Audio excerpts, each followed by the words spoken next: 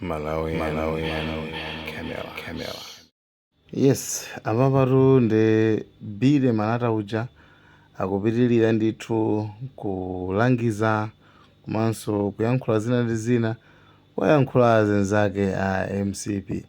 Anyway, this time tsopano akulongosola nkhani yokhuzana ndi age limit. Zimenezi zaonetsa kuti ku parliament paja anakana kuti ife situpanga zimenezi komano I think MCP ikugwisa ntchito njira ina yobweretsa bill imeneja kudyutsira mwa anthu ngati private kuti anthu oti like oyimba pawokha kuti nkhani jayo ati alowetse bill parliament. Komabe ndi zimene akuyankhula bill malata apa zikuonetsa kuti waululabe kuti hayi iyi ndi MCP yomweyo ndi amalangiza anzawo kuti ino mutha pali zambiri zochita mutha kuyang'ana kuti sugar wakwera kwambiri mutha malongosola zinthu zofunika ma priorities pepani chizungu priorities zinthu zofunikira zeniza pamwamba kusiyana ndi kuti muzipanga za age limit za apita muthalika. Today anyway guys timusiyire tisamuyike mawu kamwa timusiyire bill malata afikitse nkhani kumapeto kuti kuti chani guys timukunyerera kwambiri. Thank you so much Malawian Cameras. Yes, ndamvaso kuti pali anthu ena amene akuchita fandi kagulu kena kuti kathamangise nkhani ya age limit ku parliament. Sopano tinamvapo kuchokera ku parliament iko kunena kuti nkhani ya age limit kulibe, komanso ku Minister of Justice ananenaso kuti nkhani ya age limit kulibe. Law Commission nayonso idanena kuti sidalandirepo dandaulo lilonse kapena sidapangiseko debate yokhuzana ndi age limit. Nde pali ena amene akunena kuti ayi koma imeneyoyo ikhoza kukalowa ngati private member bill, and zamveka kuti pali ena amene akupanga fund the age limit bill kuti ikalowe parliament. Ndimafuna ndikuuzeni ichi abale anga kunena kuti pali zinthu zimene zimakhala ma priorities, so mukusiya zimene zili ma priorities ndikumakalimbana ndi zinthu zopanda ntchito.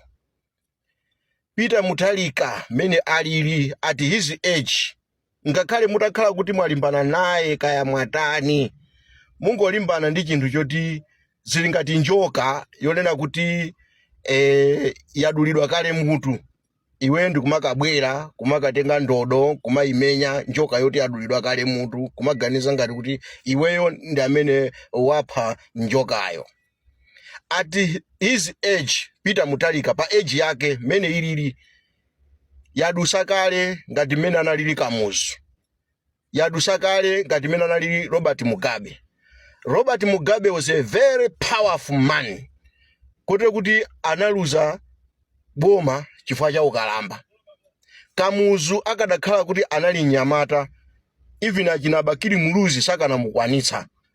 Chimodzimodzinso mene alili Peter Muthalika lero ngakhala tati afune kampeni yake yokha zimene azizapanga zizasonyeza kunena kuti munthu uyu wachekulu, munthu uyu wakula. Therefore kulimbana naye Peter Muthalika kumaononga ndrama zochuluka, ndrama zimene zikanachita subsidize ku sugar kuti sugar khaledi pa 2.6 chifukwa musanamizane amalawi anzanga, sugar sanafike pa 2.6. Sugar mpaka pano anthu akugulisa mashopo odziwika bwino akugulisa 3.5. Dola imene tikhoza kumanyadira dola yatsika. Inuyo mumachite challenge anthu mwauze kunena kuti tipatseni ndalama tikusintheni mutipase receipt, ndalama situluka ndalama chifukwa dola idakali pa 3.5 ngati yatsika pang'ono chifukwa tinafika ku 4,000, ena akugulisabe pano pa 3.8. Go to bank simukayipeza dola at 1.7. chimene chimafunikira ndizija timanena kuti meet the relevant authorities, stakeholders, meet them. Ndalama imene mukutenga kumakathandizira nkhani za age limit, ndalama zochuluka kuti nkhani zikapita ku parliament akuti mungolimbana ndi Peter Muthalika. Ndalama zimene zozo mukanakhala kuti mwapanga misonkhano kaya ndinu a minister of finance, kaya ndinu a minister of labor, kaya ndinu a minister of trade, kaya ndinu a minister of justice, kaya ndinu a minister, ifa zinthu zitu ndizoyenderana osamangoganiza kuti akuti zili ku minister of trade ndechi munyerereka bola wachosedwa minister kapena amene wabwerapoyo zimuvutaso athera ku minister of trade.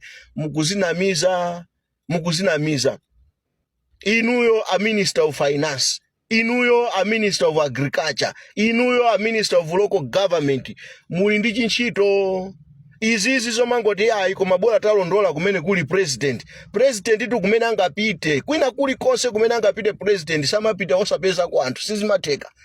Ndipo the line ministry imayenera kuti izipita kudera kumene kuli president kuja ena azithamanga pa ground, but nobody is on the ground.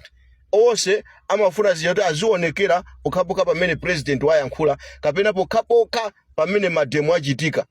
Tidaona ife ma minister kutuluka ku parliament kukayankhula anthu lero kulizia kuti chifukwa anthu asinthakaye pesi ya mademo akuona ngati zinthu zili bwino ndikumaka apatsa anthu ndalama kuti ayayi zilembani pa social media kuti ayayi zinthu zili bwino. Ayi adakalipobe anthu ife anthu amene tili pa ground tikuzipeza kuti adakalipobe anthu amene akuona kuti zinthu sizikuyenda bwino. Sugar uja akugulisidwabe pa $3,500, dola ija idakagulisidwabe ati $3,800.